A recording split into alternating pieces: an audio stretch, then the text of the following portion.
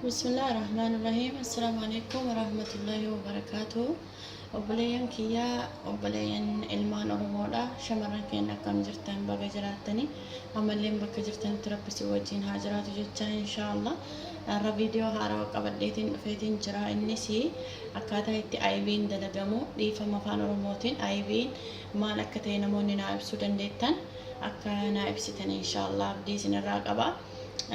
أيبي أريرا الرا أكملت أكا قبيسينو إن شاء الله ولله التعانسون أيبيني فايدة نساماني كنجلو أيبين قامك النفبا إبربات سار أخيستونا موتا لبي غراتشاق أبني ساتو dadhabina adda addaatiif keessattuu amma ramadaanni dhufaa jira. Ramadaana hedduun keenya nyaata qopheessina.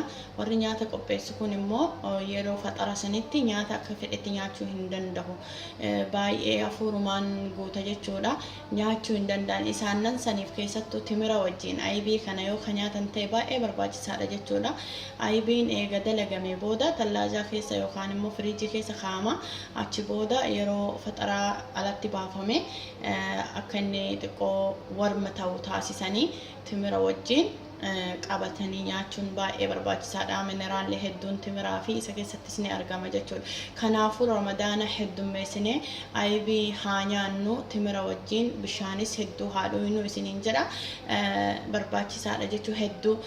Ta'an sun timira qofaa miti buddeena nyaachuu jira, daabboo nyaachuu jira, wantoota adda addaatiin walitti makanii dhadhaan makanii raafuun kan immoo ittoo dalagame akka raafuudhaan ka bishaan hin qabnetti daballee wajjin akkasitti nyaachuun baay'ee barbaachisaadha jechuudha. Kanaaf irra caalaa ramadaanni dhufee jira. Dadhabbinni hedduun nu dhaga'ama. Yeroon oo'a bishaan gahaa akka dhugnutti nyaatallee akka lubbuun keenya nu nyaatutti warroonni akka mixmixaa waan adda addaa qabdanis itti dabaltanii kana wajjin nyaachuun baay'ee barbaachisaadha. Kanaaf viidiyoo isa isinii qabadhee dhufeetiin jira. Akkuma argitan kuni areera.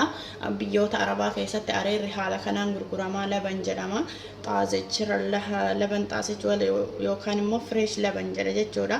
Kuni full faatiidha yookaan immoo kaamel dasam jedhama. Maaliif jennaan kaamel dasamii ta'uu qaba sababiin isaa wanta barbaannu san gahaa as keessa arganna. Aybii gahaa san arganna jechuudha. Yoo immoo qaliil dasam ta'e yookaan immoo law faatii yoo ta'e aybiin argannu baay'ee xiqqaadha jechuudha. Kanaaf isa kana bitadha. Markan isaa yookaan immoo production isaa garagara ta'uu danda'a. Walaakin areera haa ta'u jechuudha. Areera qofarraa hin bahu urgoorraa illee hin baha itittuu jechuudha. Itittuu urgoo yookaan yoogurt ka jedhamu sanirraa illee ni baha. Ammaaf ani kanarraa mee akkaataa itti baasu isiniin agarsiisa. Distii haala kanaan qopheeffadhe. Distii baay'inaan ani itti faalii fayyadamu jaaladha waan ta'eef distii kana ibiddi nuti fayyadamnu baay'ee xiqqaa ta'uu qaba. Nuti gizee aybii baasnu yookaan yeroo aybii baasnu aybiin keenya akka bilchaatu gochuun qabnu. Sababiin isaa aybiin sun gara akka laastikaatitti jijjiiramnu harka waan ta'eef akka inni danfee ollonnoo hin taanetti gochuu qabnaa jechuudha. Niti ta'a inshallah yoo xiqqaate sa'a tokko ibiddarra tura jechuudha. Ibidda baay'ee gadi aanaa ta'e jechuudha.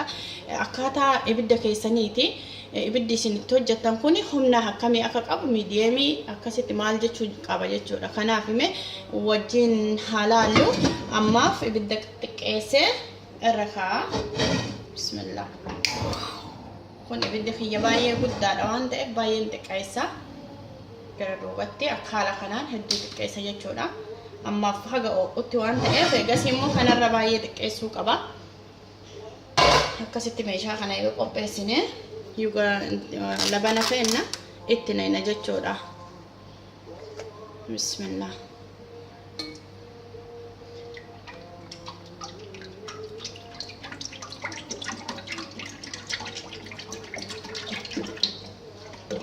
Warroonni biyyoota arabaa keessa jirtan nyaata biyya keenyaa hin argannu akka hin jenne karama hundaanii waan barbaanne san hojjechuun akka danda'amu asirraa waan baay'ee hubattan jedhee abdii qaba. Qadaannee haaluma kanaan dhiifna hanga inni itituu innuu bishaanii fi aybiin addatti wal qooda waan ta'eef haaluma kanaan ibidda irratti dhiifna. Dhawaata bannee laalla malee wayiin hin sochoosnu jechuudha. Akka inni xumurame bishaan gubbaa irratti booda hin beekama inshallah.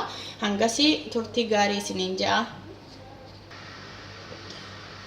Obboleeyyan kiyyaa amma haala kana ta'eetiin jira inshallah mee itti siiseetiin isin garsiisa. haala kanaan bishaan gubbaarratti bishaan godhachaatiin jira. Mul'atanatti fakkaate furdataatiin jiralleedha jechuudha. Inshallah bishaanii fi ayibiin adda ba'u jira. Inshallah dhumarratti wajjin ilaalla yeroo gara dhumaa jijjiirame jechuudha. Hangasiif turtii gaarii.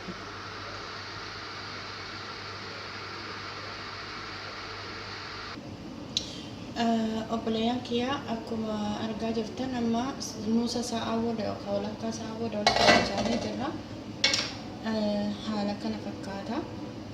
Ayibiin keenya ibidda jala dhaabsitiin jira jechuudha. Amma bishaanii fi wantoon adda bahee jira jechuudha. Garuu haga inni qabbanaa'utti irraa baasuun hedduu rakkisaa waan taateef yeroo qabbanaa'e walitti deebina inshaallah. Ayibii kana adda baasuuf jechuudha. Kun inni adda baheetiin jira. Akkuma argaa jirtan asirratti adda bahee jechuudha. Bishaan adda bahee inni adda bahee kanaaf suuta jennee yeroo bishaanichi qabbanaa'e fuunee adda baasna keessaa naqna jechuudha. Bi'idnillah sa'a tokkoon booda egaa inni qorree walitti dachaana. Obboleeyyan kiyya walitti dachaanee jirra. Sa'a tokkoon booda qorree jira.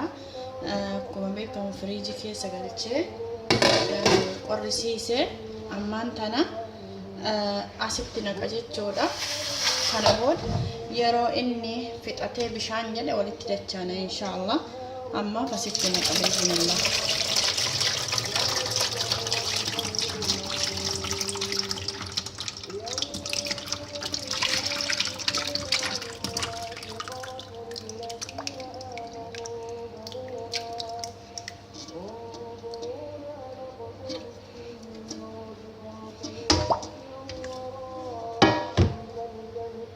Inshallah gizee bishaan fixate walitti dachaana.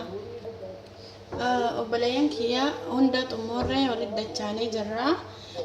Ayibiin kun akka argitanitti asitti as keessa jira.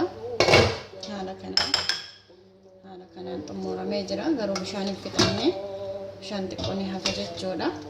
Akkuma argitan kun bishaan jalaa bahe kun ayibii isaati. Bishaan biraallee hin jira keessa gadi naqee ture. Kun yeroo qorre baay'ee namatti tola. Kun ka qorreedha jechuudha. Qorrisiisee jira. Ayibii haala kanaan baafanna jechuudha. Obboleeyyan kiyya hundi keenya akkanatti hojjenne itti haa fayyadamnuun dhaamsa kiyya.